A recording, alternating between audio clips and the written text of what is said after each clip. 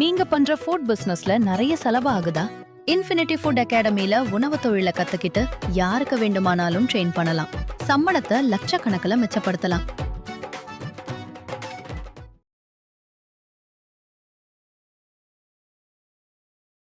சொன்னது பண்ணிருக்காங்கல்ல, இதுதான் மக்கள் மனசை புரிஞ்சுக்கிட்டு பண்றதுன்னு அர்த்தம். ஆமா, கரெக்டா தானே பண்ணிருக்காங்க. 8000 ரூபாய் என்ன ஒரு ஃப்ரிட்ஜ் கொடுத்துட்டா போதுமா? என்னன்றதை நீ முடிவு பண்ணாத, மக்கள் முடிவு பண்ணட்டும். இந்தா கூப்பன், என்ன பண்ணணும்? இப்ப இதை கொண்டு போய் கடையில கொடுத்தா உனக்கு என்ன வேணும்? டிவி வேணாம், இருக்குது. ஃப்ரிட்ஜ் இல்ல, இருக்குது. வாஷிங் மிஷின் இருக்கு. மிக்ஸி, மைக்ரோவேவன் இல்ல இருக்கு. இது stove, gas stove, induction stove இருக்கு. அப்ப கூப்பனை கொடு, உனக்கு எதுவும் கிடையாது போ. எதை கேட்டாலும் இருக்கு இருக்குன்னு. வாஷிங் மிஷின் வாங்கிக்க, நல்லா இருக்கும். ஏன் 8000 கூப்பன் 5000 ரூபாய்க்கு விற்கலாம்ல? ஏன் 5000 ரூபாய்க்கு வித்துக்கிட்டு 8000 ரூபாய்க்கு விற்கலாமா? 3000 ரூபாய்க்கு விற்கலாம்ல? ஏங்க, ஒரு குடிமகனுக்கு ஏதாவது தேவைப்பட்டுச்சுன்னா கொண்டு போய் கொடுக்க வேண்டியதான். எங்க கடையில பச்சை கடையில அந்த கடையில கொடுத்துட்டு காசை வாங்கிக்கிங்க. காந்தி நோட்டை வாங்கிட்டு இங்க கொண்டு போய் கொடுத்துருங்க, என்ன இருக்கு? ஒரு கூப்பன் கொடுத்து மக்கள் கிட்ட இந்த கூப்பன்ல போய் உங்களுக்கு என்ன பொருள் வேணுமோ வாங்கிக்கிங்கன்னு சொல்றது ஒரு கம்பெனி தான் பண்ணும். ஸோ கம்பெனிகள் தான் ஒரு டிராவல்ஸ் நடத்துற, இந்த ஹாலிடேஸ் நடத்தக்கூடிய கம்பெனிகள் தான் இந்த மாதிரிலாம் பண்ணுவாங்க. இந்த கூப்பனை கொண்டு போய் கொடுங்க, உங்களுக்கு ஸ்கிராச் பண்ணீங்கன்னா உங்களுக்கு 50% ஆஃபர் கிடைக்கும் அப்படின்லாம் பண்ணுவாங்க. ஸோ மக்களை ஓகே பார்க்குறாங்க, கஸ்டமர்ஸ் அப்படிதான் பார்க்குறாங்க. ஸோ உங்களுக்கு நாங்கள் கூப்பன் கொடுத்துறோம், நீங்களுக்கு ஓட்டு போடுங்க, உங்களுக்கு நாங்கள் கூப்பன் கொடுக்குறோம். ஃபினிஷ். பகிரங்கமாக வெளியேற்றப்பட்டார் நாகப்பட்டினம் தொகுதி கடை. நாகப்பட்டினமே வேணான்ட்டாராம் திரும்ப. உங்களுக்கு நாகப்பட்டினம் பழைய ஆளு வேணாம், இல்லை உங்களுக்கு வெற்றி வாய்ப்பு வேண்டாம், சாலரியா ஜெயிப்பீங்க, தேவையில்லைங்க. 8 நான் கேட்குற தொகுதி கொடுத்தா கொடுங்க, இல்லைன்னா வேண்டாம். சரி, ஆளுஷா நவாஸ் துருப்பீங்களா? நீங்க முதல்ல சீட்டை கொடுங்க, ஆளுக்கு கொடுக்கறதா வேணான்றத நான் முடிவு பண்றேன் அப்படின்னு 8 வாங்கியிருக்காரு. 8 வாங்கி ட்விஸ்டே தான். நீங்க இந்த லியோ படம் பார்த்துருப்பீங்க. லியோ படத்துல சிம்பு வராரு, தனுஷ் வராரு, அவரு வராரு, இவரு வராருலாம். நாங்க கடைசி வரைக்கும் செபஸ்டியன் மடோனா செபஸ்டியன் வராது எவனுமே சொல்லல, ஒருத்தன் கூட சொல்லல. ஓகேங்களா? அந்த மாதிரி தான் திரும்ப எம்பி போஸ்ட்டை விட்டுட்டு இப்ப எம்எல்ஏக்கு வராரு. ட்ரம்ப்புக்கு ஐடியா கொடுக்குறவருங்க. ஐயோ, இதை விட்டீங்க. நான்லாம் ட்ரம்ப்புக்கே ஐடியா கொடுக்க வேண்டியது, நீங்களாம் அங்க போக வேண்டியதுதான். என்ன சொன்ன, சின்னது பெத்த லாபம் சின்னதுன்னு சொல்ற மாதிரி, பெத்த லாபம். அது மாதிரி சின்ன மூளை, நிறைய ஐடியா. எனக்கு எப்பவுமே தோணும், எனக்கும் ட்ரம்ப்போ சீமான் கிட்டத்தட்ட ஒரே மாதிரி எனக்கு எப்பவுமே தோணும் இருக்கு. ரெட்ரோலுக்ஸ் குடும்பங்களுக்கு வணக்கம். இன்றைய கார்த்திக் விஷன் நிகழ்ச்சியில் தமிழகத்தில் நடக்கும் அரசு நிலை பற்றி விவாதிக்கலாம். வணக்கம் கார்த்திக். வணக்கம் சார். தொடர்ந்து ரெட்ரோலுக்ஸை சப்ஸ்கிரைப் பண்றவங்களுக்கு மிக்க நன்றி. டிஎம்கே மேனிஃபெஸ்டோ, கதாநாயகி, கதாநாயகன் கதாநாயகி, ரெண்டுமே திமுகவுடைய அந்த மேனிஃபெஸ்டோல இருந்துச்சு அப்படின்னு சொல்லலாம். எனக்கு ரொம்ப பிடிச்சிருந்தது இந்த கூப்பன் மேட்டர் தான். நான் சொன்னது நடந்துச்சா? கேட்டியா லிங்கேஷ்? என்னது? சொல்லுங்க, என்ன சொன்னீங்க? நான் அப்பயே சொன்னேன், ஃப்ரிட்ஜ் ஒரு வாரத்துக்கு முன்னாடி. ஓகே, இந்த இவரு எடப்பாடி அவர்கள் நம்ம சொன்னார்ல, ஃப்ரிட்ஜ் தரேன்னார்ல, அப்போதான் நான் சொன்னேன், நீங்க அந்த மாதிரி ஒரு கடையை ஒன்று திறந்து வச்சுட்டீங்கன்னா மக்களுக்கு எது தேவையோ தேவையில்லையோ அதெல்லாம் அப்பவே சொன்னா அப்படின்னு சொன்னா லிங்கேஷ் சிரிச்சான், அதனால கேட்டேன். ஓஹோ, இது வரேன் பக்கத்துல தானே பாத்தேன், அன்னைக்கே சொன்னேனா இல்லன்றீங்களா? வீடியோ இருக்குது, ஆதாரங்கள் இருக்குது, யாரு வேணாம்னா சொன்னது பண்ணிருக்காங்கல்ல, இதுதான் மக்கள் மனசை புரிஞ்சுக்கிட்டு பண்றதுன்னு அர்த்தம். ஆமா, கரெக்டா தானே பண்ணிருக்காங்க. 8000 ரூபாய். என்ன ஒரு ஃப்ரிட்ஜ் கொடுத்துட்டா போதுமா? என்னன்றதை நீ முடிவு பண்ணாத, மக்கள் முடிவு பண்ணட்டும். இந்தா கூப்பன், என்ன பண்ணணும்? இப்ப இதை கொண்டு போய் கடையில கொடுத்தா உனக்கு என்ன வேணும்? டிவி வேணாம், இருக்குது. ஃப்ரிட்ஜ் இல்ல, இருக்குது. வாஷிங் மிஷின் இருக்கு. மிக்ஸி, மைக்ரோவேவன் இல்ல இருக்கு. இது stove, gas stove, induction stove இருக்கு. அப்ப கூப்பனை கொடு, உனக்கு எதுவும் கிடையாது போ. எதை கேட்டாலும் இருக்கு இருக்குன்னு. ஏதாவது இல்லைன்னு சொல்லு. ஏசி இல்ல, ஏசி எல்லாம் இல்ல இதுல இல்ல, அதெல்லாம் இல்ல. இது வாஷிங் மிஷின் வாங்கிக்க, நல்லா இருக்கும். ஏன் 8000 கூப்பன் 5000 ரூபாய்க்கு விற்கலாம்ல? ஏன் 5000 ரூபாய்க்கு வித்துக்கிட்டு 8000 ரூபாய்க்கு விற்கலாமா? 3000 ரூபாய்க்கு விற்கலாம்ல? ஏங்க, ஒரு குடிமகனுக்கு ஏதாவது தேவைப்பட்டுச்சுன்னா கொண்டு போய் கொடுக்க வேண்டியதான். எங்க கடையில பச்சை கடையில அந்த கடையில கொடுத்துட்டு காசை வாங்கிக்கிங்க. காந்தி நோட்டை வாங்கிட்டு இங்க கொண்டு போய் கொடுத்துருங்க, என்ன இருக்கு? அதாவது அதிமுக ஒண்ணு பண்ணுச்சு, நம்மலாம் காண்டானோம். நம்ம வீட்டுல ஃப்ரிட்ஜ் இல்லையா, நமக்குலாம் ஃப்ரிட்ஜ் இல்லைன்னா சரி ஓகே, நம்ம எல்லாருக்கும் ஒரு ஃப்ரிட்ஜ் இருக்கலாம். சரி கிராமத்துல சில பேர் வீட்டுல ஃப்ரிட்ஜ் இல்லாம இருக்கலாம், அவங்களுக்கு தேவைப்படலாம். இல்ல ஃப்ரிட்ஜே வச்சிருக்கிறவங்களுக்கு ஏன் ஃப்ரிட்ஜ் கொடுத்தா என்ன, நாங்க வாங்கிக்கிறோம், உங்களுக்கு என்ன பிரச்சனைன்னு சொல்றவங்களாம் கூட இருக்கலாம். நம்மள மாதிரி ஆளுங்களுக்கு எதுக்குங்க ஃப்ரிட்ஜ் தேவையில்லைங்க, இதெல்லாம் இன்னுமா இதெல்லாம் பண்ணிட்டு இருக்கீங்கன்னு. அது ஒரே கான்செப்ட்ல முடிஞ்சிருச்சு. நான் ஃப்ரிட்ஜ் தரேன், உனக்கு வந்தோடனே 10,000 ரூபாய் தரேன், ஃப்ரிட்ஜ் தரேன், மாசம் 2,000 ரூபாய் காசு தரேன், முதியோருக்கு 2,500 ரூபாய் தரேன்னு முடிச்சிட்டாரு. இவ்வளவுதான் அவருடைய கோட்டா. இவங்க யோசிச்சாங்க ஃப்ரிட்ஜ், அதுக்கு பதிலா வாஷிங் ஏசி சொன்னீங்க. அதுதாங்க ஏசி சொன்னேன். ஏசி அதுல இப்ப இல்லையா, இப்ப 2031 தான் உக்கரமா இருக்கும். அப்பெல்லாம் அந்த கனிம வளம் எல்லாம் இயற்கையில எல்லாம் போயிடும்ல, அதுக்குள்ள எல்லாம் போய் எடுத்துருவாங்க யார் வந்தாலும். சோ அதுக்கப்புறம் இன்னும் உக்கரமா இருக்கும். அதனால அப்பதான் கொம்ப இறங்குவான், அப்பதான் ஏசி தேவைப்படும். அப்போ உதயநிதி ஆட்சியில இருந்தாருன்னா, ஒருவேளை 2031 ஆட்சியில இருந்தாரோ, எதிர்கட்சி தலைவராவோ இல்ல 3வது இடத்துக்கோ போனாருன்னா அப்ப சொல்லுவாரு, நான் முதலில் வந்தவுடன் ஏசி தரும் ரகசியத்தை சொல்லுவேன் அப்படின்னு. அப்ப வாய்ப்பு இருக்கு. இப்பவும் சொல்லியிருக்காருங்க, அதே பிட்ட சொல்லுவோம். இப்ப என்னன்னா இவங்க என்ன பண்றாங்க, இதுதான் நல்லா கவனமா கேளுங்க, சொல்லுங்க என்ன கவனமா. சூப்பர் ஸ்டார் அறிக்கை இதுதான். இன்னைக்கு இதுக்கு அவரை கூப்பிட்டு வந்தீங்க, சூப்பர் ஸ்டார் இப்போதான் கொஞ்சம் அடி வாங்கிட்டு செவனேன்னு போய் ஷூட்டிங் போயிட்டு இருக்காரு, அவரே ஏன் கூப்பிட்டு வந்தீங்க அப்படின்னு கேட்டா, இதுதான் சூப்பர் ஸ்டார் அறிக்கை, 8,000 ரூபாய்க்கு கூப்பன் கொடுத்துருவோம். சரி என்ன பண்ணணும், உனக்கு என்ன தேவையோ நீ போய் வாங்கிக்க. என்ன வாங்கிக்கணும், அதான் எங்க வீட்டுல எல்லாம் இருக்கு, இல்லாதவங்க சரி இதை போய் வாங்கிக்கணும். இதுல நிறைய பிரச்சனை இருக்கு. 8,000 ரூபான்றது வெளியில இருந்து பார்க்கும்போது 8,000 ரூபாய்க்கு கூப்பனு, 8,000 ரூபாய் கொடுத்து நம்ம கொண்டு போய் கொடுத்தோம்னா, இப்ப நம்ம வீட்டுல பழைய ஃப்ரிட்ஜ் இருக்கு, ஒரு 25 வருஷம் ஃப்ரிட்ஜ் இருக்கு, கொண்டு போய் கொடுத்தோம்னா அது ஒரு 3,000 ரூபாய்க்கு எடுத்துப்பான். 8,000 பிளஸ் ஒரு 3,000 11,000 ரூபாய். ஸோ இப்போ புதுசா ஒரு ஃப்ரிட்ஜ் வாங்கிடலாம் அப்படின்னு. இப்போ 11,000 ரூபாய் வச்சிருக்கு, அப்படியே வாங்க முடியாது. ஸோ ஒரு ஃப்ரிட்ஜோட விலை மினிமம் 15,000 ரூபாய் 16,000 ரூபாய் 17,000 ரூபாய் வச்சுங்க, 13,000 ரூபாய் வச்சுங்க. நீங்க எக்ஸ்ட்ரா 2,000 ரூபாய் போடணும். ஓகேங்களா, இது ஒண்ணு. ரெண்டாவது, நீங்க வாங்குற ஃப்ரிட்ஜ் 13,000 ரூபாய் தான் இருக்கும்னு சொல்ல முடியாது. அது 13,000 ரூபாய் இருக்கலாம். ஆனா நீ கூப்பன்ல கொண்டு வரும்போது அதை நான் உனக்கு மைனஸ் பண்ணி தரமாட்டேன் சொல்லலாம்ல, வாய்ப்பு இல்லைன்னு சொல்ல முடியாதுல்ல. தகுதி வாய்ந்த பெண்கள் நீங்க அப்படி சொல்லல முதல்ல வரும்போது, தகுதி வாய்ந்த பெண்களுக்கு நீங்க ஆட்சிக்கு வந்ததுக்கு அப்புறம் தானே சொன்னீங்க. இப்ப அதே மாதிரி சொல்ல மாட்டீங்கன்னு நிச்சயம். இப்ப நீங்க என்ன சொல்லியிருக்கீங்க, வருமான வரி இல்லாத குடும்பங்களுக்கு இதுன்னு சொல்லியிருக்கீங்க. அப்போ முதல்ல வருமான வரி இல்லாத குடும்பங்களை முதல்ல தேடி கண்டுபிடிக்கணும். ஸோ யார் யாருக்கெல்லாம் என்ன, அதுக்கு ஒரு 1.5 வருஷம் 2 வருஷம் ஆகும்னு வச்சுக்கோங்க. வந்தோடனே எதுவும் பண்ண போறது இல்லை. ஸோ முதல்ல அது வாங்கினதுக்கு அப்புறம் அவங்கள்ட்ட எல்லாம் கூப்பன் கொடுக்கணும். ஸோ இந்த கூப்பன் கொடுக்கும்போது ஒரு மீடியேட்டர் வருவான். ஸோ யாருக்கெல்லாம் கிடைக்கலையோ அவங்க பேர்லாம் லிஸ்ட்ல சேர்க்கறதுக்கு அவனுக்கு பண்ணுவான். ஸோ ஒரு 8,000 ரூபாய் கூப்பன் அவனுக்கு தரேன், நீ எனக்கு 2,000 ரூபாய் கொடுத்துரு அப்படின்னுவான். ஸோ நம்ம தான் மாசம் 2,000 வந்துரும்ல அப்படின்னு சொல்லி அவன் ஒரு பிளான் பண்ணி 2,000 ரூபாய் கொடுக்கறதுக்கு ஒன்று பிளான் பண்ணுவான்னு வச்சுக்கோங்க. இப்போ இந்த 8,000 ரூபாய் கூப்பனுக்கு 2,000 ஆல்ரெடி மைனஸ் ஆகிடும், 6,000 ரூபாய் வந்துருச்சு. நான் சொன்னது அந்த மீடியேட்டர் கொடுக்குற 2,000 ரூபாய் 6,000 ரூபாய் வந்துருச்சு. ஸோ இந்த 2,000 ரூபாய் வந்துடும், மகளிர் உரிமை தொகை 2,000 ரூபாய், 8,000 ரூபாய் ஆயிடுச்சுங்களா.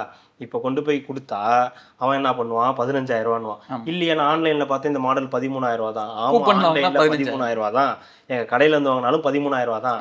நீ கூப்பன் இல்லாம வாங்க, உனக்கு நான் 13,000 ரூபாய்க்கு பண்ணி தரேன், நீ கூப்பனோட வாங்கினா 15,000 தான் பண்ணி தரேன். அப்ப இந்த இடத்துல எப்படி வியாபாரம் பெருகும், அவனுக்கு பெருகும். ஆனா இவங்களுக்கு கை காசை போட்டு தான் கொடுக்குற மாதிரி இருக்கும். அதாவது இது கூப்பன் கொடுக்கறது ஓகே. இப்போ நான் ஒரு டிவி வாங்க போறேன், இல்ல ஃப்ரிட்ஜ் ஏசி வாங்க போறேன்னா என்னுடைய பிளான் 30,000 ரூபாய் இருக்கும்னு வச்சுங்க. ஓகேங்களா, அப்போ கொண்டு போய் 8,000 ரூபாய் கொடுக்கும்போது எனக்கு அது 22,000 ரூபாயா கிடைக்கும். ஆனா என்கிட்ட இந்த காசு தான் இருக்கு, இதுக்கு தான் நான் வாங்க போறேன்னு போறாங்கல்ல, அவங்களுக்குலாம் இது பெரிய பஞ்சாயத்தா இருக்கும். இதை யாரை வாழ வைக்கிறதுக்காகன்னு தெரியல இந்த திட்டம். இது இல்லத்தரசிகளுக்குன்றாங்க, இல்லத்தரசிகளுக்கு எப்படி இது வாழ வைக்க போகுதுன்னு தெரியல. மைக்ரோவன்றாங்க, அடுப்புன்றாங்க, இதை கொண்டு போய் கொடுத்து அந்த பொருளை, அதுக்கு எடப்பாடி என்ன சொல்ற, நான் ஃப்ரிட்ஜ் கொடுத்துட்டு போறேன், உனக்கு என்ன பிரச்சனைன்றாரு. ஏன் நீ போய் எதையோ போயிட்டு இருக்க, உனக்கு நான் ஃப்ரிட்ஜ் தரேன், வாங்கி வச்சுட்டு நிம்மதியா வா அப்படின்றாரு. இந்த யோசனை எப்படி தோணி இருக்கும் உங்களுக்கு? அதுதான் டீம் போட்டாங்கல்ல அந்த 12 பேர் கொண்ட குழு. அவங்க சொல்லி அது பத்திலாம் கேள்வி கேட்கும் போதெல்லாம் அது வந்து அறிக்கை குழு கேளுங்க, தலைமை கேளுங்க. அறிக்கை அவருக்கு எப்படி தெரியும்? எனக்கு இதுக்கு தான் சம்பந்தமே இல்லையே. அவங்க அதுக்கு தானே ஒரு அறிக்கை குழு, அதுக்கு தானே தேர்தல் அறிக்கை குழு போட்டாங்க, கனிமொழி தலைமையில போட்டாங்க. நீங்க தலைவர் தானே, நீங்க தானே ரிவைஸ் பண்ணி பாத்திருப்பீங்க, இது எதுக்கு, இது எதுனால. அதெல்லாம் என்கிட்ட வராது. ஓகே சொல்லுவாங்க, ஓகே டன், நல்லா இருக்கா, நல்லா இருக்கு, இது நல்லா இல்லையே, இதான் நல்லா இருக்கு, அப்படியா, சரி நல்லா இருக்கு அப்படின்ற இல்ல, அப்படிதான் தோணுது போல. ஏன்னா இதெல்லாம் பார்க்கும்போது 8,000 ரூபாய்க்கு நீங்க கூப்பன் கொடுக்குறேன்னு சொல்றதெல்லாம் என்ன சாத்தி, ஏதாவது இப்போ எது கேட்டாலும் இவங்க இல்ல சாத்தியப்படுத்தி இருக்காருல்ல, 1000 ரூபாய் கொடுத்துருக்காருல்ல, இப்ப காலை சிற்றுண்டி திட்டம் போட்டிருக்காருல்ல, புதல்வன் திட்டம் கொடுத்திருக்காருல்ல, புதல்வி திட்டம் கொடுத்திருக்காருல்ல அப்படின்னு இப்படி வர ஆரம்பிச்சிட்டாங்க. டேய் நாங்கள் கொடுத்துருக்காரு. டேய் ஐயோ இவனுங்க என்னடா இப்படி இருக்கிற மாதிரி ஓகேடா சரி கொடுக்குறா ஒரு அடியும். அப்போ இந்த 8000 ரூபாய் கூப்பனில் ஒரு மேட்ரு இருக்குது. அதாவது எனக்கு இதெல்லாம் தாண்டி அந்த 8000 ரூபாய் மேட்டரில் இது என்னங்க கூப்பன் எதுக்கு மக்களை போய் என்னமோ கூப்பன் இந்தாங்க கூப்பன் உங்களுக்கு கூப்பன் வாங்கிட்டீங்களா நாங்கள் உங்கள் வீட்டுக்கு ஒரு கூப்பன் ஒன்று ஏதாவது ஒரு நல்ல முன்னாடியே கொடுக்குறாங்களோ இதுதான் ஏங்க கிட்டத்தட்ட இது அப்படி தானே. நீங்கள் எங்களுக்கு ஓட்டு போட்டிங்கன்னா உங்களுக்கு ஒரு கூப்பன் கிடைக்கும். இது என்ன லக்கி கான்டெஸ்டா கூப்பன் வச்சு விளையாடுறது. சார் உங்கள் நேம் என்ன சார் அப்படின்னு நான் பண்ணியிருக்கேன் அந்த வேலையெல்லாம். நான் இதுக்கு முன்னாடி காலேஜ்லாம் முடிச்சுட்டு பண்ணும்போது இந்த இஏ மால் இருக்குல்ல அதிலலாம் போய் பண்ணியிருக்கேன். Sir what's your name sir lucky draw contest sir அப்படின்னு சொல்லி நேம் எழுதி அவங்க கான்டாக்ட் நம்பர் எழுதி கிட்டத்தட்ட டேட்டா விற்கிறது தான். ஆனால் நான் நல்ல கம்பெனியில் பண்ணேன், உண்மையான கம்பெனியில் பண்ணேன். இந்த டூப்ளிகேட் எஸ்எம்எஸ் அனுப்பி திருப்பி இது பண்ணுறதுக்கு தான் நமக்கு தேவை. நமக்கு அந்த ஒரு ஒர்க்கு அதை கொடுத்தாங்க. அந்த காலகட்டத்தில் நம்ம செஞ்சோம். ஒரு 21 வயசுல அந்த வேலையெல்லாம் செஞ்சோம், அது முடிஞ்சிருச்சு. இப்போ என்ன சொல்றேன், நீங்க லக்கி கான்டெஸ்ட்னா அப்ப நீங்க என்ன கம்பெனி நடத்துறீங்களா? தரமன் நம்பிக்கை ஸ்டாலின் அண்ட் கோ அப்படின்னு அந்த வணக்கம் சொல்லி திரும்ப வரல நம்ம வசந்தன் கோ அந்த மாதிரி என்னவோ இருக்கு போல. நல்லா இருக்கும் அந்த வீல் கூப்பனை கொண்டு போய் கொடுத்து அதை பொருளா வாங்கி அதாவது யோசிக்கவே கூடாது வாழ்க்கையில. வந்து புரியல மக்களுக்கு நல்லது பண்ணாலும் வர திட்டுறீங்க, நல்லது பண்ணலனாலும் பண்ணதையாவது சொல்லுங்க. நல்லது எந்த நல்லது சொல்லுங்க எனக்கு முதல்ல. பண்ணாம இருக்கேன்னு அது வரைக்கும் சொல்லுங்க. யோசிக்கிறத முதல்ல நிறுத்துங்க. அதுவே இதெல்லாம் யோசிக்க நீங்க தான் யோசிக்கிறதுக்கே இது இல்லைன்றீங்க. இதெல்லாம் யோசிக்கணும்னு தான் அதெல்லாம் கொடுக்குறாங்க. இதெல்லாம் எங்க இருந்தீங்க மக்கள்கிட்ட? மக்கள் எப்ப கேட்டாங்க உங்கள்ட்ட கூப்பன் கொடுக்க சொல்லி? எந்த மக்கள் கேட்டாங்க கூப்பன் கொடுக்க சொல்லி? இது ஒண்ணு இருக்குது இல்ல இல்ல அவங்கதான் சொன்னாங்க நாங்க மக்கள்கிட்ட நேரடியா போனோம். மக்கள் எப்படி எடப்பாடி கிட்ட நேரடியா சொல்லாம ஃப்ரிட்ஜ் வேணும்னு கேட்காம அவர் கொடுத்தாரு. இவங்கள்ட்ட எப்படி உங்களுக்கு என்ன, எங்க வீட்டுல டிவி இல்லைங்கன்னு ஒருத்தவங்க சொல்லியிருப்பாங்க, ஒருத்தவங்க எங்க ஃப்ரிட்ஜ் இல்லைங்கன்னு இருப்பாங்க, எங்க வீட்டுல வாஷிங் மிஷின். ஒவ்வொருத்த வீட்லயும் ஒவ்வொன்றும் இல்லாம இருக்குது. இது நம்ம ஒரே இதை எப்படி கொடுக்கறதுன்னு ஒரு தீர்வை கண்டுபிடிச்சு உனக்கான இதை நீயே வாங்கிக்கோன்னு கொடுத்துருக்காங்க.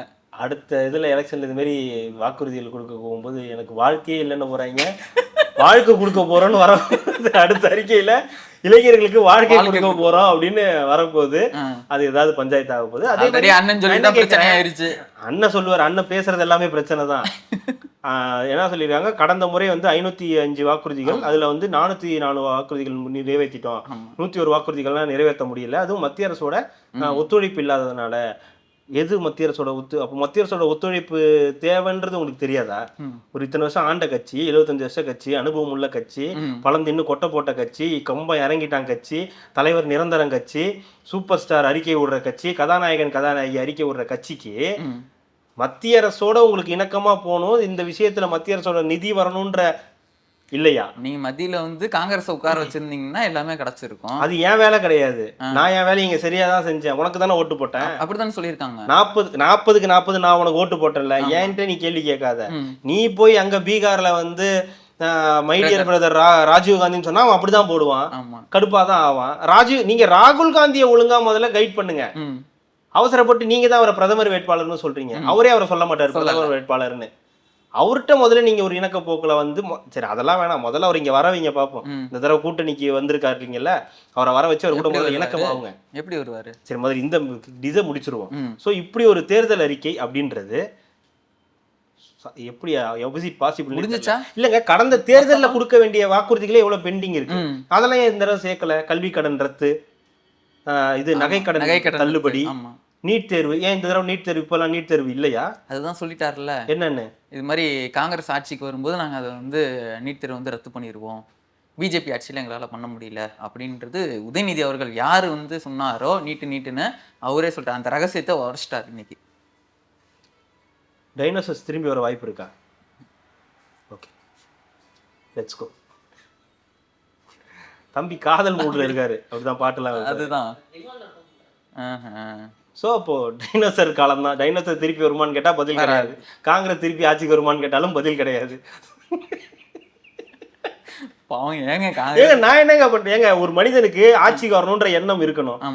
அந்த கட்சிக்கு அந்த எண்ணம் எங்கேயுமே கிடையாது. நீங்க இங்கேயே பாருங்க எப்படி அடிச்சுட்டு திரிகிறாங்கன்னு, இங்கேயே விற்பனை பண்ணிட்டு இருக்காங்க அப்படின்னு சொல்லி அந்த கட்சியில உள்ள எம்பிக்கள் வந்து சொல்றாங்க. அந்த அளவுக்கு இருக்கு. இதுக்கு பின்னணியில் இருக்கக்கூடியது நம்ம ராகுல்ஜி தான். அட்ரா பாத்துக்கலாம், இவங்க ஜெயிக்க கூடாது. அந்த 28 நம்ம ஜெயிக்கவே கூடாது. யாருக்கு இவங்களுக்கு எதிராக செயல்படுறாங்க, அவங்களே தாங்க செயல்படுறாங்க, வேற யாரும் செயல்படலைன்ற மாதிரி. ஸோ ஒவ்வொரு வாக்குறுதிகள், கடந்த முறை கொடுத்த வாக்குறுதிகளே நிறைய நிறைவேற்றாதப்போ இப்போ புதுசா வாக்குறுதிகள், அப்போ அதெல்லாம் மறந்துடணும். இப்போ நீங்க அதெல்லாம் மைண்ட்ல விட்டுட்டு இப்போ 8000 ரூபாய் கூப்பனுக்கு போயிடணும். அப்புறம் வந்து 2000 ரூபாய் மகளிருக்கு, 2000 முதியோருக்கு தொகை, முதியோர் தொகை, விடியல் பயணம், அப்புறம் வந்து புதிய அந்த புதல்வன் திட்டம், நான் புதல்வன் திட்டத்துக்கு 1000 ரூபாயிலிருந்து 1500 இப்படின்னு ஒவ்வொன்றா கொடுக்க ஆரம்பிச்சிட்டாங்க. ஸோ எப்போ நீங்க கூப்பன் கொடுக்குற அளவுக்கு வந்து இறங்கிட்டீங்களோ, ஸோ அப்போவே உங்களுடைய அந்த தரம் அப்படின்றது என்னன்றது தெரிஞ்சு போச்சு. ஒரு கூப்பன் கொடுத்து மக்கள் கிட்ட இந்த கூப்பன்ல போய் உங்களுக்கு என்ன பொருள் வேணுமோ வாங்கிக்கங்கன்னு சொல்றது ஒரு கம்பெனி தான் பண்ணும். ஸோ கம்பெனிகள் தான் அந்த ஒரு டிராவல்ஸ் நடத்துகிற, இந்த ஹாலிடேஸ் நடத்தக்கூடிய கம்பெனிகள் தான் இந்த மாதிரிலாம் வந்து இந்த கூப்பனை கொண்டு போய் கொடுங்க, உங்களுக்கு ஸ்க்ராட்ச் பண்ணிங்கன்னா உங்களுக்கு 50% ஆஃபர் கிடைக்கும் அப்படின்லாம் பண்ணுவாங்க. ஸோ மக்களை வந்து ஓகே பார்க்குறாங்க, கஸ்டமர்ஸ் அப்படி தான் பார்க்குறாங்க. ஸோ உங்களுக்கு நாங்கள் கூப்பன் கொடுத்துறோம், நீங்களுக்கு ஓட்டு போடுங்க, உங்களுக்கு நாங்கள் கூப்பன் கொடுக்குறோம், ஃபினிஷ் முடிஞ்சு. அதுக்கு மேலே அதில் வந்து இன்னும் சொல்றதுக்குல அதுல நிறைய கொடுத்துருக்காங்க. ஆச்சோ போச்சோ அப்படி இப்படின்னு நிறைவேற்றாத. இதை நம்ம கம்பேர் பண்ணும்போது தாவேகாவோட நம்ம அந்த விஷன் இதையும் பார்த்தோம், அது எவ்வளவோ பெட்டராகவே இருக்குதுங்க. அதுலயும் வந்து 29 வயதுக்கு மேல இருக்கிறவங்களுக்கு 4000 ரூபாய் கொடுக்குறேன் அப்படின்ற மாதிரி எவ்வளவு சாத்தியம்னு எனக்கு தெரியாது. பட் ஆனா எனக்கு தெரிஞ்சு பணமா அதுல வந்து ஆமா எல்லாரும் பணம் பணம் பணம் பணம்னு ஒரு கான்செப்டுக்குள்ளார போறாங்க. ரெண்டாவது அவரு சில வாக்குறுதிகள், இளைஞர்களுக்கான வாக்குறுதிகள் சில வந்து கொடுத்திருந்தாரு, பிணை இல்லாத அந்த அதெல்லாம் ஆல்ரெடி இருக்கு, அந்த இதெல்லாம் இருக்குன்ற மாதிரி சொல்றாங்க. 20 லட்சம் அதெல்லாம் ஆல்ரெடி இருக்குன்ற மாதிரி வந்து சொல்லிக்கிட்டு இருக்காங்க. உறுதியா தெரியாது எதெல்லாம். இவர் வந்து கொலாட்டரல் இல்லாம தரேன் இருக்காங்க. அதுதான் ஒவ்வொன்றும் ஒரு சொல்றாங்கன்னு வச்சுக்கோங்களேன். இந்த தேர்தலில் வாக்குறுதிகள்லாம் ஒரு மேட்டரே இல்லைங்க. இந்த தடவை வாக்குறுதிக்குன்னு பெரிய ஸ்பெஷல் கவனம்லாம் எதுவும் கிடையாது. ஏன்னா முன்னெல்லாம் இருமுனை போட்டி பயங்கரமா இருக்கும், இவங்க என்ன கொடுக்குறாங்க அவங்க என்ன கொடுக்குறாங்க ஓகே. இந்த தடவை வந்து கதாநாயகன்லாம் கிடையாது, ஃபுல்லா காமெடியன் ஆகி போச்சு. தேர்தல் வாக்குறுதிகள்லாம் எல்லாமே சைடு ஆர்டிஸ்ட், காமெடியன்ஸு இந்த மாதிரி மாறிடுச்சு. ஸோ அதில் வந்து பெரிய ஈர்ப்புலாம் கிடையாது. மக்கள் இந்த ஃப்ரிட்ஜையும் பெருசா எடுத்துக்கல, கூப்பனையும் பெருசா எடுத்துக்கல. கூப்பனெல்லாம் ரொம்ப ஒரு மாதிரி பார்க்குறாங்க, என்ன கூப்பன் கொடுக்குறாங்கன்ற அளவுக்கு அவங்களுக்கு என்னன்னா, இந்த கூப்பனை உங்கள்கிட்ட இருந்து வாங்கி அதை கொண்டு போய் கடையில கொடுத்து அதுக்கு என்ன பொருள்னு கேட்டு அவன் என்ன சொல்லுவான்னு தெரியாது, எந்த கடையில கொடுக்கணும்னு தெரியாது, அப்படின்னு ஏகப்பட்ட ஏதாவது மொக்க ஒரு கம்பெனியா இருக்கும், இந்த கம்பெனிக்கு தான் நம்ம வாங்க முடியும், எனக்கு அதுதான் இதுதான் வாங்கணும், கண்டிஷன் சப்ளை இருக்கும், இந்த மாதிரி பஞ்சாயத்து இருக்கு. அதனால இந்த இலவசங்கள் வாக்குறுதிகள் எல்லாமே இந்த தடவை வந்து பெரிய மைய பொருளாலாம் இருக்காது, அதுதான் கான்செப்டாகவும் இருக்காது. அது வேணா ஒரு சின்னதா மைண்ட்ல இருக்கலாமே தவிர அது முழுக்க இருக்காது. ஏன்னா அவங்களோட பிரச்சனையெல்லாம் இபி மாசம் எடுக்கிறேன், நீங்க அது ஸ்மார்ட் மீட்டர் பொறுத்துறோம், மாசம் மின் கணக்கு எடுக்கிறோம். ஏன்னா அவங்களோட வாழ்வாதார பிரச்சனையை தானே அவங்க பார்ப்பாங்க. மாசம் கட்டினா அவங்களுக்கு ஒரு சுமை குறையும், அந்த யூனிட்டோட பிரச்சனை கொஞ்சம் கம்மியாகும், யூனிட்டோட இது அளவு கம்மியாகும். 2 மாசம் போது அளவு அதிகமாயிடுது, அதுக்கு போய் அது எக்ஸ்ட்ராவா கட்ட வேண்டியிருக்கு, அந்த பிரச்சனை இருக்கு. கல்வி கடன் ரத்து பண்ணா அவங்க வந்து சந்தோஷப்படுவாங்க. விவசாயிகளுக்கு வந்து மோட்டர் பம்பு செட் ஏதோ மீட்டர் பொருத்தாத ஏதோ பம்பு செட்டு தரோம் அப்படின்ற மாதிரி சொல்லியிருக்காங்க. விவசாயிகளை பொறுத்த வரைக்கும் அவங்களுக்கு வந்து இந்த மின் இணைப்பு தான் பெரிய பிரச்சனை. ஸோ அதனால அதை வந்து சொல்லியிருக்காங்க, அது எவ்வளவு ஒர்க் அவுட். ஏன்னா விவசாயிகள் இவங்களுக்கு ஓட்டு போட மாட்டேன்னு சொல்றாங்க. ஒரு செக்டாரே வந்து விவசாயிகள் திமுகவுக்கு ஓட்டு போட மாட்டோம், அப்படி போட்டாது எங்களுக்கு தற்கொலைக்கு சமம்னு சொல்லி ஒரு டீம் வந்து டெல்டா கரனுக்கு வந்த சோதனை அதுதான் ஒரு டீம் வந்து சொல்லியிருக்கு. பிஆர் பாண்டியன் அவருன்னு நினைக்கிறேன், அவங்க டீம் வந்து அப்படிதான் சொல்லியிருக்காங்க. இந்த மாதிரி ஏகப்பட்ட பஞ்சாயத்துகள் வந்து இருக்கு. ஸோ தேர்தல் வாக்குறுதிகளை வச்சு இந்த தடவை தேர்தல் இல்லை, தேர்தல் வாக்குறுதிகளை மையமா வச்சு இல்லை. ஏன்னா இது மும்முனை போட்டியா மாறிடுச்சு. 2 பேர் ஏற்கனவே பெரிய சக்தி, 3வது ஒருத்தர் உள்ள வரவர் பயங்கர கிரௌடோட உள்ள வராரு. ஸோ என்ன நடக்க போகுதுன்னே தெரியல. அதனால இது வந்து இந்த தேர்தல் வாக்குறுதி இதை வச்சு நம்ம ஓட்டு போடுவாங்கன்னு நினைச்சிங்கன்னா அதை விட முட்டாள்தனம் வேற எதுவுமே கிடையாது. என்னையை பொறுத்த வரைக்கும் அது அப்படிதான். நான் வந்து அப்படி பார்க்கல. இதுக்கு முன்னாடி வரைக்கும் கூட என்ன வாக்குறுதி கொடுக்குறாங்க பார்த்து இந்த வாக்குறுதிகள்லாம் பெருசா யாரையுமே ஈர்க்கல. ஏன்னா ஒவ்வொருத்தர் வீட்லயும் ஒவ்வொன்னு முன்னாடிலாம் 2 பேர் இருப்பாங்க, ஆமா இவங்க இப்படின்னு இருக்கும். இப்ப மும்முனையா மாறினதுனால வீட்டுல எல்லாம் வேற மாதிரி இருக்குது. நீ அவங்களுக்கு தான் ஓட்டு போடணும், நீ இவங்களுக்கு தான் ஓட்டு போடணும், நீ விடியல் பயணத்துல போற, எனக்கு விடியல் பயணத்துல சேஃபே இல்லை, பஸ்ல எனக்கு சேஃப்டியே இல்லை, எனக்கு வீட்டுல காலேஜுக்கு போறதே சேஃப்டி இல்லைன்னு ஏகப்பட்ட பிரச்சனைகள் ஓடுறதுனால என்ன வேணாலும் நடக்கலாம். ஸோ இவங்களோட வாக்குறுதிகள் பெரிய மேட்டரே இந்த தடவை இல்லை. அதுதான் இங்க மேட்டர், பெரிய பஞ்சாயத்தா போயிட்டு இருக்கு. ஸோ பார்ப்போம். விஜய் அவர்களும் முழுமையா தரலையே வாக்குறுதிகள் எல்லாம். எனக்குமே அவர் கொடுக்கறதுலயுமே பெருசா வாக்குறுதிகள்ல பெருசா ஈர்ப்பாலாம் கொடுப்பாருன்னு தோணலை, அப்படியே பயங்கரமா கொடுப்பாருன்னு தோணலை. பார்ப்போம். 2வது தடவை இப்போ கொடுத்துருக்காரு, இளைஞர்களுக்கு கொடுத்து மகளிருக்கு கொடுத்தாரு, இளைஞர்கள் கொடுத்துருக்காரு, அடுத்து விவசாயிகளுக்கு, அரசு மீனவர்களுக்கு, நெசவாளர்களுக்கு எல்லாம் தரேன் இருக்காரு. என்ன தராருன்னு பார்ப்போம். இன்னும் எவ்வளவு இருக்கிற 25 நாள்ல என்ன பண்ண போறாங்கன்னு தெரியல. 20 நாள் 25 நாள் கூட இல்லையே, 20 நாள் தான். 20 நாள் இங்க ஒரு நாள், 21 நாள், 22 நாள் தான் இருக்கு. பார்ப்போம். அடுத்து திருமாவர்கள் வீடியோ பார்த்தீங்களா இல்லையா? போறாரு காட்டுமன்னார் கோயில். காட்டுமன்னார் கோயிலா? ம். என்னது காட்டுமன்னார் கோயில்? அதாங்க தொகுதி. அவர் அங்கே தானே போறாரு. இல்லை வீடியோ போட்டிருக்காரு. இதுதான் என் தலைமையில் வேட்பாளர்களை வந்து தேர்வு பண்ணுறதுல கடைசி. அப்படின்னா என்ன அர்த்தம் அதுக்கு? போறேன்றாரு. எங்க போறாரு? தலைமை பண்பை விட்டுட்டு வேற யாராவது தலைமையா இருக்கவா அப்படின்னு சொல்லிட்டு இவர் இறங்கி கலைப்பணிக்கு ஏதாவது போயிருவார். ஐயா, இதுக்கு மேல இந்த கட்சி விட்டீங்கன்னா பாண்டு பேப்பரும் ரெடியா இருக்காங்க. அதுக்கு என்ன அர்த்தம் சொல்லுங்க நீங்க. எனக்கு உண்மையாவே நான் உங்கள்கிட்ட 2-3 தடவை கேட்டதுக்கு என்னங்க அர்த்தம்னு எனக்கு சத்தியமா புரியல. இதுதான் என் தலைமையில என் தலைமை தான் கடைசின்றாரு. அவரு அந்த தலைமையிலனா இப்ப வேற யார் இருக்க போறா? வேற யாராவது? அவர் கண்ணு முன்னாடி ராமதாஸ் வந்து போவாரா மாட்டாரா? ஒருவேளை அவர் நிறுவனர், அவர் வந்து பொதுச் செயலாளர் கிடையாது, அந்த மாதிரிலாம் வந்தாருன்னா ராமதாஸ் ஐயாவோட நினைவு வந்து போச்சுன்னா அவருக்கு வந்து சந்தோஷம். இல்ல நான் வந்து இதுவா நடந்துப்பேன் அப்படின்னாருன்னா அது அவருடைய பிரச்சனை. நமக்கு இப்ப அந்த பிரச்சனையை விட்டுருங்க. இப்ப இந்த பிரச்சனைக்கு வருவோம். 8 சீட்டு கொடுத்துருக்காங்க. 8 சீட்ல ஏற்கனவே இருந்த 3 பேர் அவுட்டு. அதுல பெரிதும் எதிர்பார்க்கப்பட்ட ஃபயர் ஆலூர் ஷா நவாஸ் அவர்கள் வந்து பகிரங்கமாக வெளியேற்றப்பட்டார். நாகப்பட்டினம் தொகுதி நாகப்பட்டினமே வேணான்ட்டாராம். திரும்ப உங்களுக்கு நாகப்பட்டினம் பழைய ஆளு வேணாம், இல்ல உங்களுக்கு வெற்றி வாய்ப்பு வேண்டாம், சாலரியா ஜெயிப்பீங்க தேவையில்லைங்க, 8 நான் கேட்குற தொகுதி கொடுத்தா கொடுங்க, இல்லைன்னா வேண்டாம். சரி, ஆலூர் ஷா நவாஸ் துருப்பீங்களா, நீங்க முதல்ல சீட்டை கொடுங்க, ஆளுநருக்கு கொடுக்கறதா வேணான்றத நான் முடிவு பண்றேன் அப்படின்னு 8 வாங்கியிருக்காரு. 8 வாங்கி ட்விஸ்டே தான். நீங்க இந்த லியோ படம் பார்த்துருப்பீங்க. லியோ படத்துல சிம்பு வராரு, தனுஷ் வராரு, அவரு வராரு, இவரு வராருலாம். கடைசி வரைக்கும் செபஸ்டியன் மடோனா செபஸ்டியன் வராது எவனுமே சொல்லல, ஒருத்தன் கூட சொல்லல. ஓகேங்களா? அந்த மாதிரிதான் திரும்ப எம்பி போஸ்ட்டை விட்டுட்டு இப்ப எம்எல்ஏக்கு வராரு. ஜெயிச்சாருன்னா எம்எல்ஏ. ஏன் எம்எல்ஏக்கு வராருன்னு தெரியுமா? ஏன்னா இவங்க 4 பேர் இருந்தாங்கல்ல, இவங்க 4 பேரும் அங்க கூட கூடி பேசி விக்கிறதுக்கு ட்ரை பண்ணிட்டு இருக்காங்க. ஆல்ரெடி முடிஞ்சிருச்சு, எட்ஜில் தான் இருந்துச்சு. அப்பதான் அண்ணன் முடிவு பண்ணாரு, 8 சீட்டை வாங்குறோம், அதுல 1 சீட்டு நம்ம இருக்கோம். இப்ப நம்ம போய் சட்டசபையில உட்கார்ந்தோம்னா எவனையும் அவங்ககிட்டயும் பேச முடியாது. இப்ப பேசிட்டு இருந்தா என்ன பேசிட்டு இருந்தா நான் நடுவில் வந்து கேட்பேன், நம்ம பேசிட்டு இருந்தேன் என்ன பேசிட்டு இருந்தா அப்படின்னு நான் கேட்பேன். அந்த மாதிரி மாறிடும். ஸோ அதனால அவர் சட்டசபைக்கு வர நல்ல விஷயம் தான். எம்பி போஸ்ட்டை விட்டுட்டு வராரு, அவருக்காக ஓட்டு போட்டு மக்கள் அவரை வந்து தேர்ந்தெடுத்தாங்க. அந்த இடத்த விட்டுட்டு வராருன்னும் போது இப்ப அந்த பிஜேபிக்கு எதிரான அங்க குரல் கொடுக்கக்கூடிய ஒரு நபர் வந்து அங்க மிஸ் ஆவாங்கன்னு வச்சுங்களேன். இதை விட அது ரொம்ப முக்கியமானது. எங்க பாஜகவுக்கு எதிராக போராடுறதுல ஒரு மிக முக்கியமான நபரா இருக்காரு. ஆனா அவருக்கு அதை விட முக்கியமானது இப்ப இந்த கட்சி யாரை நீக்கி இருக்காரு பாருங்க. ஆலூர் ஷா நவாஸ், SS பாலாஜி, அப்புறம் இன்னொருத்தர் ஒரு பேரு எனக்கு தெரியல. மொத்தம் 4 பேர். ஆலூர் ஷா நவாஸ், சிந்தனை செல்வன், SS பாலாஜி. அதுல ஒருத்தருக்கு மட்டும், சிந்தனை செல்வனுக்கு மட்டும்தான் வந்து கொடுத்திருக்காரு. அதுவும் தொகுதி மாற்றி தான் வந்து கொடுத்திருக்காரு. ஸோ ஒருவேளை அண்ணன் ஜெயிச்சிட்டாருன்னா காட்டுமன்னார் கோயில்ல இங்க வந்துருவாரு, சட்டசபைக்கு வந்துருவாரு. அப்ப வந்து இந்த விக்கிறது, பேரம் பேசுறது, திமுக கார மாதிரியே பேசுறது, நான் திமுக காரனே அசந்து போற மாதிரி பேசுறது, திமுகவே வாய் மேல கை வைக்கிற மாதிரி இன்னும் நிறைய இருக்கும். அதான் அந்த மாதிரிலாம் இருக்கும்ல, அது இனிமே வந்து தடுக்கப்படலாம். அதுக்கான வாய்ப்புகள் வந்து இருக்கு. ஏன்னா அவருக்கு வந்து புரிஞ்சிருச்சு. அவர் சொன்ன ஒரு வார்த்தை, 2026க்கு பிறகு தேர்தல் களம், இந்த அரசியல் களமே வந்து மாற்றம் வரப்போகுது. அவர் ஏதோ ஒன்று கணிச்சிட்டாரு. ஸோ அதனால நமக்கு அங்கே போய் இருக்கிறதா நமக்கு வந்து சரி. ஒருவேளை தொங்கு சட்டசபை வந்து ஒருவேளை திமுகவுக்கு ஜெயிக்கிற ஒரு அட்வான்டேஜ் இருந்தால் உடனே திமுக தான் ஜெயிக்கும்னு நான் சொன்னேன்னு சொல்லலை.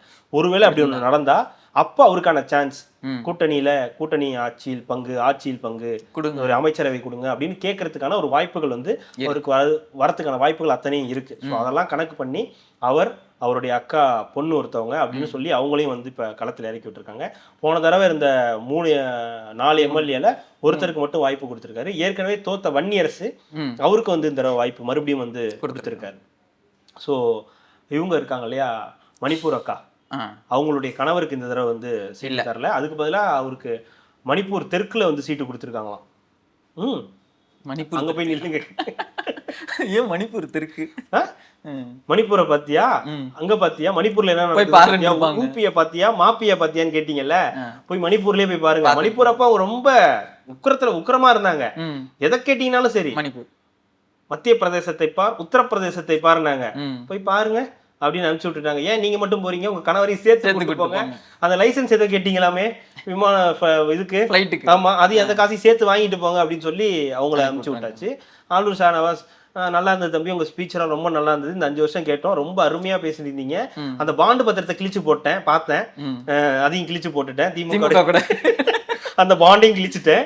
ஸோ பார்த்துக்கலாம். இனிமேல் நீங்கள் வழக்கம் போல் வந்து டிவி டிபேட்டுகளில் உட்காந்து வந்து பேசுங்க அப்படின்னு சொல்லி அனுப்பிச்சிட்டாங்க. இன்னொருத்தர் எனக்கு தெரில, அவர் யாருங்க டிபேட்டுக்கு ஆமாம் அவர் தெரில, எனக்கு பேரே தெரில அவனுக்கு. ஸோ அந்த மாதிரி இருந்தது. ஓரளவுக்கு கட்சி இப்போ காப்பாற்றிட்டாரு, 8 சீட்டு வாங்கிட்டாரு. அதில் ஒன்று அவர் நிற்க போகிறாரு. அவர் வந்து ஜெயிச்சார்னா நல்லது, சந்தோஷம். அவர் போய் நின்னார்னா ஒரு இதுவாக இருக்கும், அவர் சட்டமன்றத்தில் குரல் கொடுக்கறதுக்கு கொஞ்சம் நல்லா இருக்கும். ரெண்டாவது இவங்க அந்த பக்கம் போகிறத தடுத்து சப்புன்னு போங்க எல்லாம் வீட்டுக்கு போகலாம் அப்படின்னு அமுச்சு விடுறதுக்கு சரியா இருக்கும். கொளுத்த பாக்குற நீ. ஆமா, அப்படியே கொளுத்திடுவாங்களன்னு அமுச்சு விட்ற மாதிரி பண்ணிட்டாரு. நல்ல விஷயம். அது அந்த முடிவு எடுத்தது நல்ல விஷயம். பட் எம்பின்னும் போது அது இன்னும் கொஞ்சம் இது அவரை தேர்ந்தெடுத்த மக்களுக்கு கொஞ்சம் ஏமாற்றமா இருந்திருக்கும். இன்னும் நமக்காக போய் பேசுவார்னு நினைச்சோம். சரி பரவாயில்ல, சட்டமன்றத்தில் போய் பேசட்டும் அப்படின்னு சொல்லி விட்டுருவாங்க. காங்கிரஸ் ஆஹ் விக்கிறீங்களே சீட்டா, யாரா சொன்னா? நான் சொல்றேன். நீ யாரா காங்கிரஸ்கார? அன்னைக்கு அக்கா சொன்னாங்கல்ல, நம்ம சொன்னல இது போட்டாங்க, ட்வீட் போட்டாங்க. அடுத்த நாள் பிரவீன் சக்கரவர்த்தி அந்த கூட்டணி ஆட்சி அந்த பீஸா பத்தி போட்டிருந்தாரு. அப்புறம் பார்த்தா இன்னைக்கு மாணிக்கம் தாக்கூர் ஏதோ ஒரு ட்வீட் போட்டிருக்காரு. அதை வந்து ரொம்ப காட்டமா தான் போட்டிருக்காரு. அல்லு செல்ற ஐடிவிங்கன்னு சொல்லி யாரை சொன்னாருன்னு தெரியல. காங்கிரஸ் ஐடிவிங்கே சொன்னாரா இல்ல டிஎம்கே ஐடிவிங்க சொன்னாரான்னு தெரியல. ஆனா ஒண்ணு மட்டும் நல்லா தெரியுது, ராகுல் நல்லா விளையாடுறாரு, தமிழ்நாட்டு காங்கிரஸோட விளையாடுறாரு. இந்தா இவங்க ஜெயிக்கவே கூடாது, அதுக்கு என்னெல்லாம் பண்ண முடியுமோ பண்ணுங்கன்னு சொல்லி இது எல்லாமே அவர் டீம் தான். மாணிக்கம் தாக்கூர், பிரவீன் சக்கரவர்த்தி, ஜோதிமணி என்னென்ன இவங்கள நம்ம இப்போ திமுக காங்கிரஸ் தனியா ஒண்ணு பிரியுதுல, அந்த மாதிரி தாவேகா காங்கிரஸ் ஒண்ணு தனியா பிரிச்சு விட்டு இவங்க கூட ஒரு அலைன்ஸ் வச்சு அவங்க ஜெயிக்க கூடாதுன்றதாங்க ராகுலோட எண்ணமும். அதனாலதான் வந்து ராகுல் என்ன பண்றாங்க, ஏங்க நீங்க யோசிச்சு பாருங்க, ஒரு சீட்டை விற்பனை பண்றாங்கன்னு சொல்லி ஜோதிமணி அவர்கள் வந்து ஓப்பனா ஒன்று சொல்றாங்க. ஏன் யாருக்கு அப்படி வித்துற போறாங்கன்னு பார்த்தா தமிழ்குமரனுக்கு வித்துட்டு இருக்காங்க. அவர் யாரு, பாமகவுடைய முன்னாள் இளைஞர் அணியில இருந்தவர், பாமக ஜி.கே. மணியோட பையன். அவரு வராரு, அவருக்கு உடனே சீட்டு கொடுத்துறாங்க. எப்படி நம்ம தாவேக்கால வந்து ஏடிஎம்கேல இருந்து ஒருத்தர் வந்தாரு, முந்தா நேத்து சேர்ந்தாரு, நேத்து வந்தாரு, இன்னைக்கு வேட்பாளர் ஆயிட்டாரு. எப்படி டி செல்வம் காங்கிரஸ் வந்து போனோன்னு சேப்பாக்கத்துல கோத்து விட்டாங்களோ அந்த மாதிரி தமிழ்குமரனுக்கு வந்து கொடுத்துட்டாங்க. சோ வந்து யோசிங்க, அப்போ வந்து அவருக்கு வந்து கொடுத்துருக்காங்கன்னா சும்மா கொடுத்துருக்க மாட்டாங்க. வந்து சேர்ந்தோடனே ஒருத்தருக்கு வந்து பதவி கொடுக்குறாங்க, இப்போ வேட்பாளராக நிறுத்துறாங்கன்னா சாதாரண கிடையாதுல்ல. சோ அதை அவங்க மீன் பண்ணி தான் வந்து சொல்லியிருக்காங்க. அப்போ இதெல்லாம் சொல்லியிருக்காரா, சேப்பைத்தகை எதுவும் சொன்னாரா என்னன்னு தெரியல. உண்மையா சொல்லிட்டானே, அது ஒரு மாதிரி கஷ்டமா தான் இருக்கும். ஏன்னா அவர் எடுக்கிறது தானே முடிவு அப்படின்ற மாதிரி போயிட்டு இருக்கு. சோ ராகுலுக்கு எல்லாமே தெரியுது, தமிழ்நாடு விளங்காது இந்த தடவை இந்த கூட்டணி விளங்காது அப்படின்னு. ஸோ இன்னும் இருக்கிற 20 நாளுக்குள்ள அவரும் வருவாரான்றதெல்லாம் எனக்கும் தெரியல. இதனால வரைக்கும் ஒரு நல்ல ட்வீட் கூட போடல, வாழ்த்துக்கள் சொன்ன மாதிரி அதுவும் தெரியல. வேண்டா வெறுப்பாதான் இந்த கூட்டணியில வந்து தொடர்றாங்க. ஸோ எலெக்ஷன் முடிஞ்சு ரிசல்ட் வரும்போது தெரிஞ்சிடும் இது என்ன நடக்குது அப்படின்னு. ஏன்னா இந்த கூட்டணியே வந்து பாருங்களேன், ஒரே கசப்பு. திருமாவளவனுக்கு 8 சீட்டு, தேமுதிகவுக்கு 10 சீட்டு, அந்த 10 சீட்ல 6 பேர் நாயுடு. அதுதான் கேட்க வந்தேன். அடுத்தது 6 பேர் நாயுடுக்கு வந்து கொடுத்துருக்காங்க. ஸோ ஏதோ ஒரு லாபி நடக்குது அப்படின்றதெல்லாம் பச்சையா வந்து தெரியுது. ஸோ பொருந்தா கூட்டணியா இருக்கு. தேமுதிக உள்ள போனதெல்லாம் வந்து ஒரு பொருந்தாத கூட்டணி. இந்த தமிழர் தேசம், சமூக நீதி, நாங்க தான் பாதுகாவலர்கள், இந்த இஸ்லாமியர்களுக்கு நாங்க தான் பாதுகாவலர்னு சொல்லிட்டு இந்த RSS நபருக்கு வந்து சீட்டு கொடுக்குறாங்க. இந்த மாதிரி ஏகப்பட்ட கொலாப்ஸ். இந்திய கம்யூனிஸ்ட், மார்க்சிஸ்ட் கம்யூனிஸ்ட்க்கு 5 சீட்டு தான் வந்து கொடுக்குறாங்க. அண்ணன் எவ்வளவு பெரிய ஆளு வைகோ, அவருக்கு வந்து 1 சீட்டு தான் கொடுக்குறாங்க. 4 கொடுக்குற மாதிரி கொடுத்து 1 கொடுத்து விடுறாங்க. ஸோ அதனால எல்லாருமே ஒரு மாதிரி வெறியில தான் இருக்காங்க. ஸோ எல்லாருமே இந்த எலெக்ஷன் வந்து விஜய் அவர்கள் சொல்றாங்க ஒட்டு போட்ட கூட்டணி, ஏதோ ஒட்டு போட்ட கூட்டணின்ற மாதிரி ஏதோ ஒரு மாதிரி இருக்குது. ஸோ இந்த கூட்டணியே வந்து ஒரு மாதிரி கொலாப்ஸ் ஆயிருக்குது. கடைசி கட்டத்தில் வந்து பயங்கர கொலாப்ஸ் ஆயிடுச்சு. அதுக்கு காரணம் கூட்டணி கட்சிகள் கிடையாது. கூட்டணி கட்சிகள் அவங்க வேலையை சரியா தான் பார்த்தாங்க.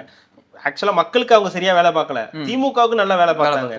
எந்த பிரச்சனையும் அவங்களை அண்ட விடாம பாத்துக்கிட்டாங்க. போய் பாதுகாப்பா நின்னாங்க, கையை வச்சு தடுத்தாங்க, முதுக காட்டி நின்னாங்க, நெஞ்ச காட்டி நின்னாங்க அப்படின்னு எல்லாமே வந்து பண்ணாங்க. ஆனா கடைசியா வந்து திமுக குத்திடுச்சு, அதான் போங்க அப்படின்ற மாதிரி குத்திடுச்சு. ஸோ இதுல லாபம் அடைஞ்சது தேமுதிக மட்டும்தான். குடும்பஸ்தன் அந்த காமெடி தான். அதுதான் நொட்டிட்டு போயிடுச்சு தம்பி, கிழிச்சிருவேன் நொட்டிட்டு போயிடுச்சு தம்பின்ற மாதிரி போச்சு. ஸோ இதுதான் அந்த கூட்டணியோட நிலைமை. அந்த கூட்டணியே எப்படி மக்கள் பார்ப்பாங்க, நீங்க கூப்பன் கொடுக்கலாம், எல்லாம் கொடுக்கலாம்.